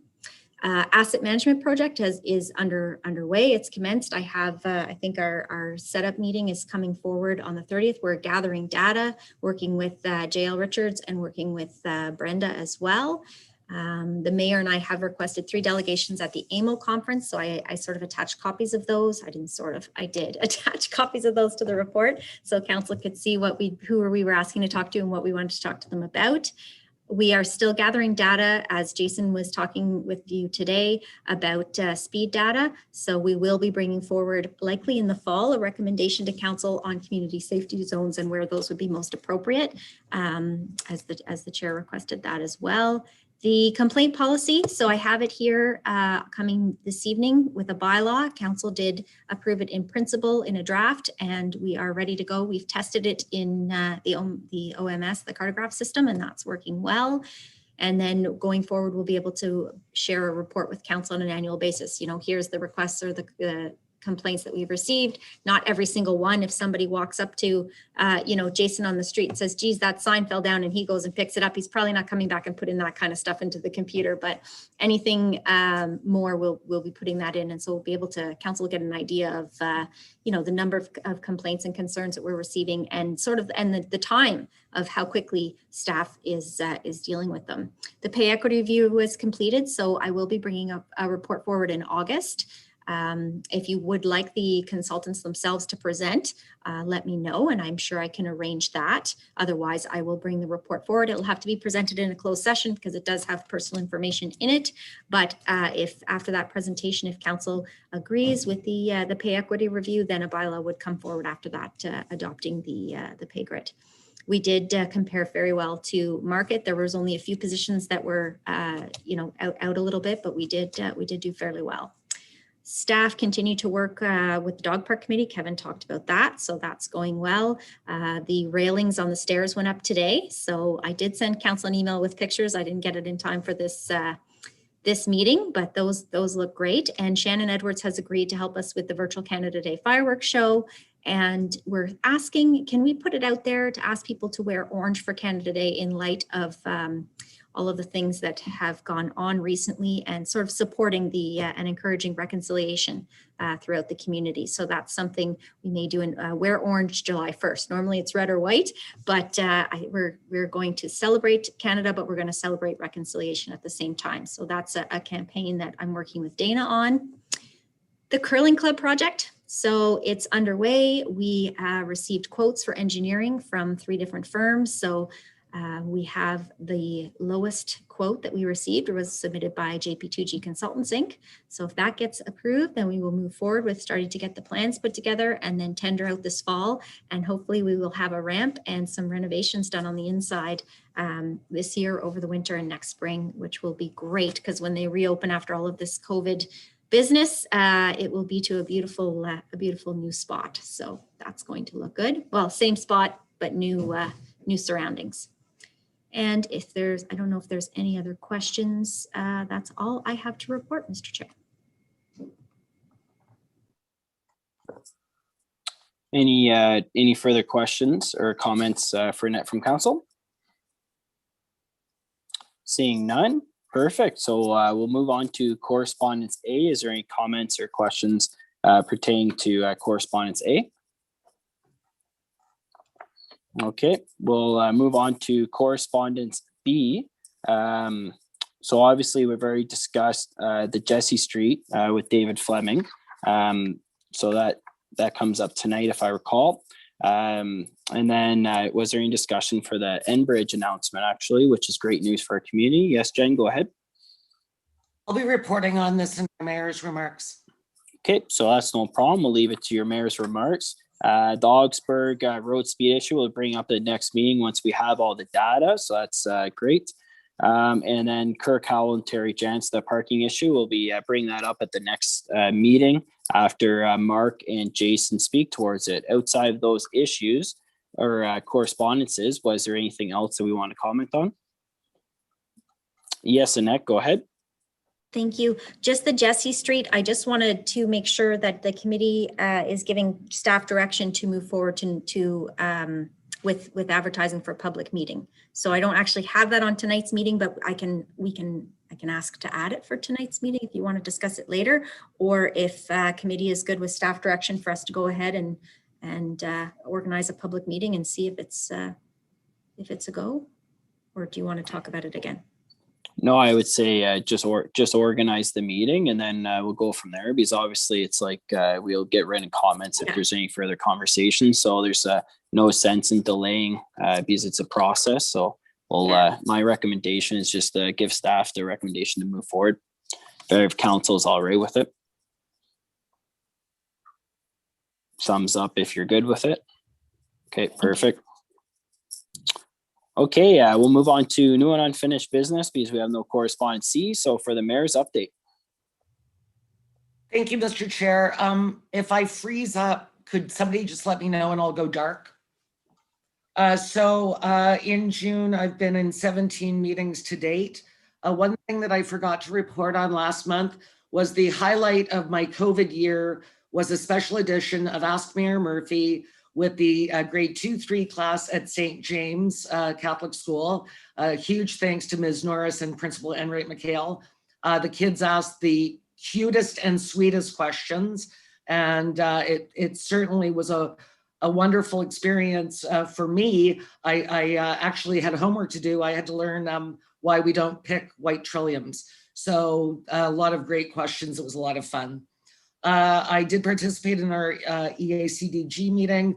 The golf tournament, as Dana reported, was a huge success, over $8,000 raised. Heather Park Wheeler did bring a delegation about the dog park. If anybody wants to donate to the dog park, you can email your donation to eganvilledogpark85@gmail.com. Our AGM for the ACDG will be on July 7th. And we also discussed the possibility of electronic car charging systems. Unfortunately, there was a grant opportunity, but the timeline was extremely short. In fact, I think we found out about it last Thursday and it closed today. So that's a bit of a challenge. Ontario Winter Games had a couple of great meetings about these. We're hoping to have a 100-day event on November 16th. We are all very hopeful that Ontario Winter Games 2022 will go on as planned. We did, in fact, Yak phoned me at about 7 o'clock in the morning to give me this great news about Enbridge Gas. It is a $26 million investment in our village and should service approximately 674 houses. So a huge thank you to MPP Yakabuski for all of his hard work in this endeavor. I know there's been a lot of questions on social media. There was some confusion that somehow this was going to make people's taxes increase or that they were going to be forced to go in on Enbridge Gas. It is totally outside of the municipality's purview, and you will be given the opportunity to have it if you so wish. One of the other things that came out of EACDG and the County of Renfrew is we all recognize that we are having an enormous housing boom right now. The flip side to that incredible housing boom is that it has created an unfortunate homelessness problem. Very few rental properties. The county is putting people up in hotels, people sleeping on friends' sofas. I'm not sure where we can help in this, but I wanted to put it out to council. Just, if you know of somebody, if there's a rental property that comes up, if you could forward those to the County of Renfrew, to the Community Service Department, that would be incredible. Later on in the year, I was speaking with Annette about our procedural bylaw. It does need some cleanup, so we'll work on that later on. I'm not sure if everybody heard that our OPP Comm Center that was located in Smiths Falls has relocated to Aurelia. We were given assurance that this will not affect the dispatch of our OPP. I'm a little worried about that. At least our dispatchers in Smith Falls were aware of where Eganville is. So just, I'll be keeping my eye on that, and I'll ask Jack to do the same with the PSB. It also just came down at about 11 o'clock this morning that the Solicitor General made the announcement that they will be embedding people in the 911 system who have experience with mental health responses. The commissioner of the OPP was actually on the news this morning. He believes that this is going to help their issues when they get out to a scene. And it is, in fact, not only a domestic or what have you, it's also a mental health problem. So stay tuned for that. I've spoken to you about Fourth Chute and Highway 512. I participated in a video of the Tour de Bon Cher. So the tours are going on this year as opposed to their ghost rides. So that was a lot of fun. Thanks to Bob Peltzer for allowing me to be a part of that. I am now taking an Indigenous course through the University of Alberta. I've done my first and second modules. It's been quite eye-opening of the things we didn't learn in grade 10 history class. Finally, and I'm sure everybody heard about this, but I'm going to report on it anyway. Last Friday at about 1:30 during my EORN finance meeting, the cabinet shuffle happened.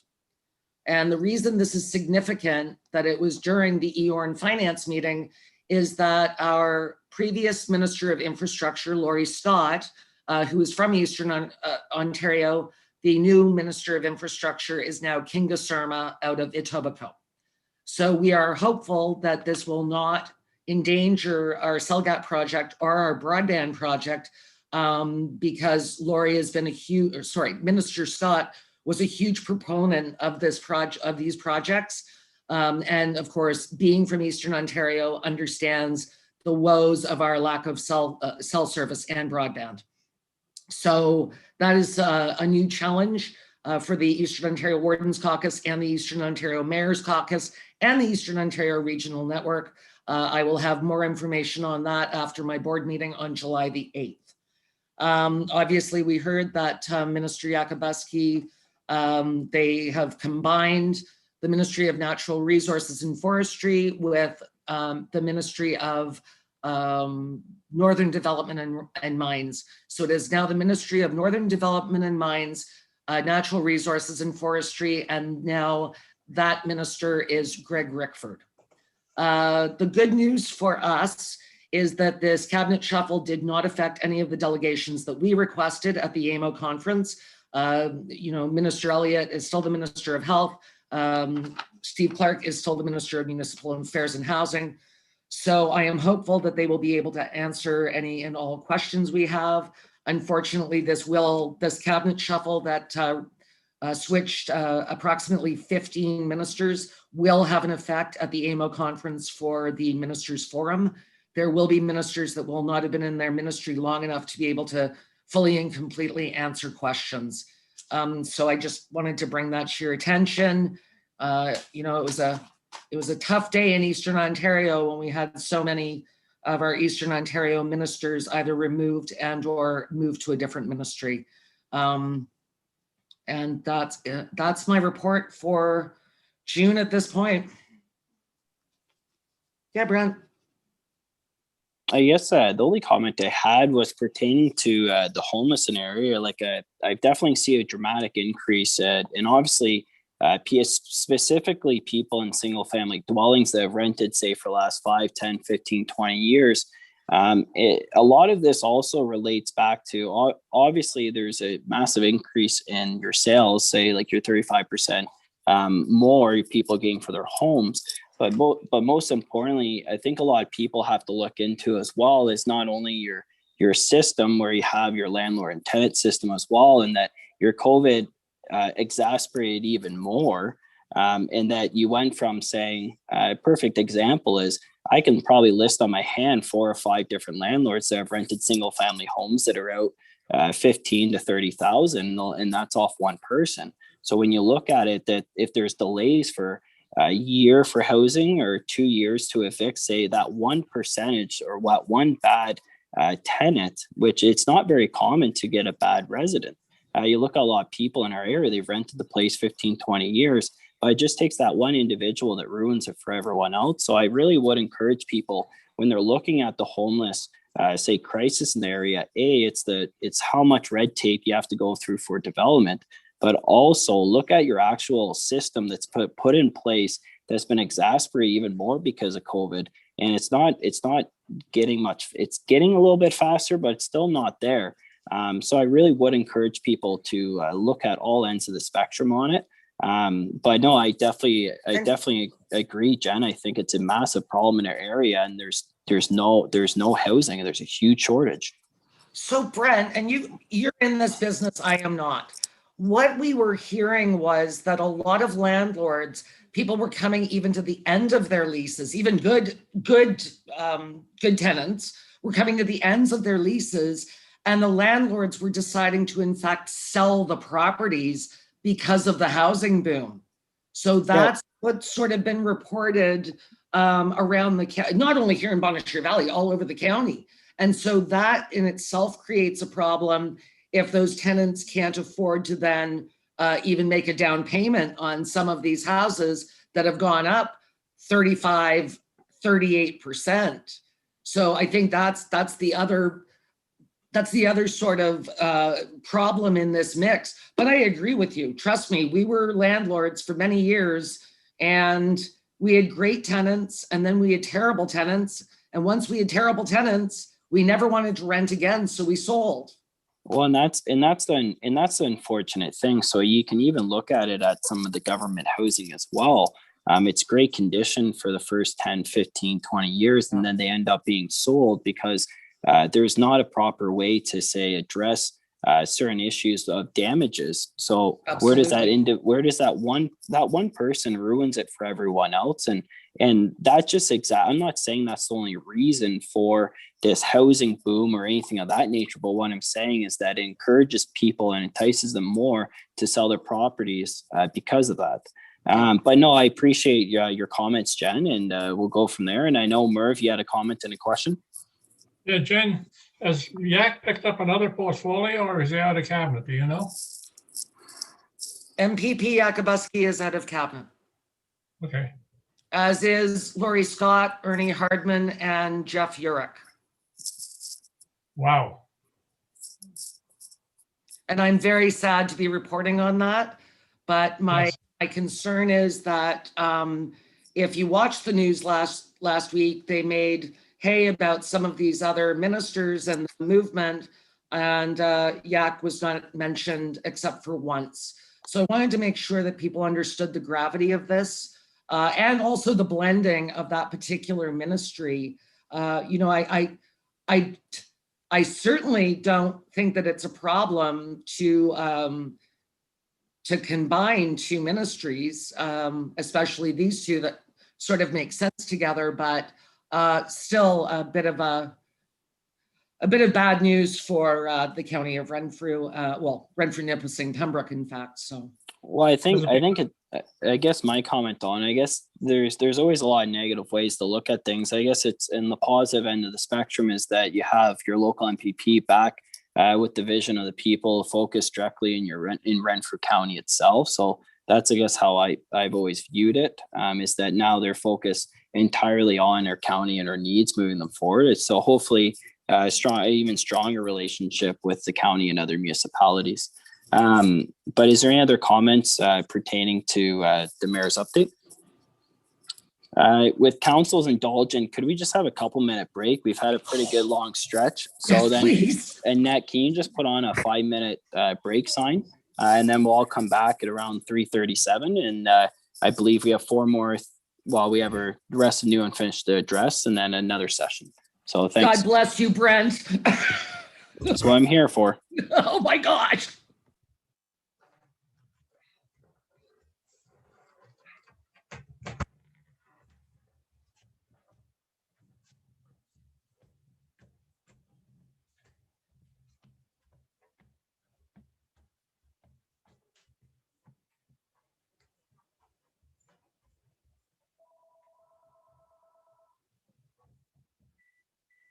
Bill?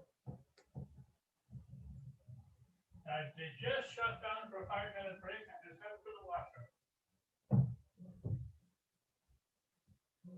Yeah, how are you doing?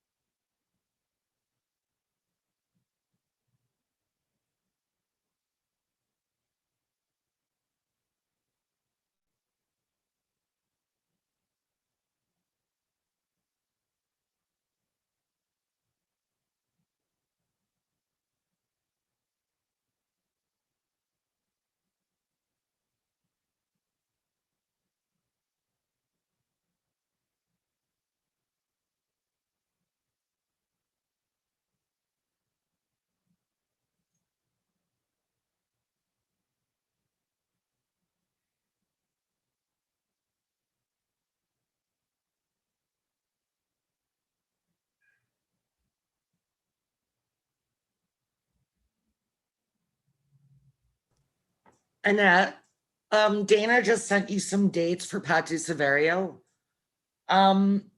Just looking at my schedule, could we do like 3 o'clock in the afternoon on the Tuesday on the 29th? The only 2 days that don't work for me are the 29th and the 30th. I definitely can't do the 30th. Any other day, any other time, I'm open. Um, I was just responding.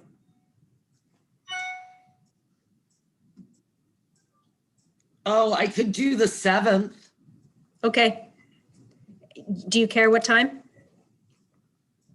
I have a meeting at 10, but it should be done by lunchtime. Okay, so 1 o'clock on the 7th?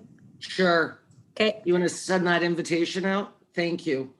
Yes, they absolutely do look great, Brent. You are correct. They look fantastic. Yeah, I know the type of railing they use, and it's really it's a good quality. It should outlive probably be, so that's good. What's it made of? Is it vinyl? It's just No, that one looks like it's just the metal one. Oh, Like, yeah, if you look close, that's what it should be. well, it certainly cleans that area up. Yeah, it looks great. It does too. Okay. Well, So the whole, everybody, before we get back on, we are going to be receiving a request for a pride flag. Just wanted everyone to know that. Not today, obviously. okay, so we'll move on to number 2. That's just the library board update. Pretty short and sweet.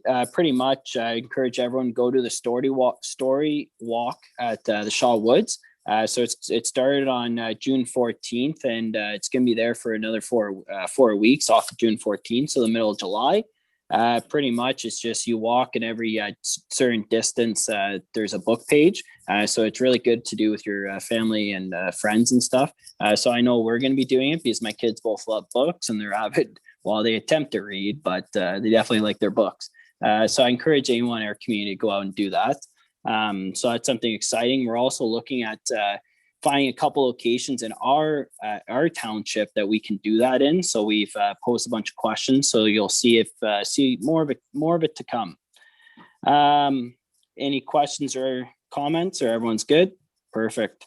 So tax adjustments application. So that's just later tonight. Any comments or questions on it? Brent, before you move on from the library, how is the auction going? Well, it's going really good actually. Like we just had a policy meeting, so I know the cheese boxes are just flying off the shelf, so that's good. But no, it's going good, and we have enough material to actually do. If this one goes as good as we projected and wanted, then we're going to end up hopefully doing another one this fall. Just because it is our 50th anniversary, so we want to go in with a bang, right? So number 3, we have a tax adjustments on our agenda later today. So any comments or questions from there? Okay, everyone's good. Perfect. Number 4, we've already discussed, and we can think about it and potentially add it tonight to our agenda. So Jesse Street request, we've already discussed as well. And that we're given staff direction. Number 6, number 7, we've already sent staff direction for. And then number 8, I've labeled as it takes a village group. Okay, I just wanted to discuss our relationship when it comes to our municipal website and our affiliation with the It Takes a Village Facebook page. I know in the beginning of the pandemic, it was, it's a really good thing. It got off the ground. It's on its way. As far from what I've seen in the last little bit, it might be of our best interest to let them carry on their own accord and kind of leave the municipal Facebook posts and stuff, our direct affiliation with them, I think is becoming or should come to an end. And the reason I'm saying that, there was some potentially slanderous stuff that was taking part on it last week. It was going down a very dark road that I really don't think that our municipality should be attached with. And I don't think that outside of our municipal stuff, we should be really, doing anything on Facebook. We should be sticking with our sources like we're supposed to do. It all goes through, vetted individuals before things are put out. And I think that we should stay on that track. Right now, when we type in the Township of Bone Cheval Valley on our website, it comes up first and foremost. And I'm afraid that if something were negatively bad to happen out of that group, that we could be tied with it. And I really don't think that we should be. Yes, Jen, go ahead. Due to what happened last week, I agree with Tim. I think that it's fine if we want to, sorry, there are flies in my house, guys. If there's something that Dana feels should be shared to that site, i.e. the Sandcastle, the shop logo, that kind of thing, I agree.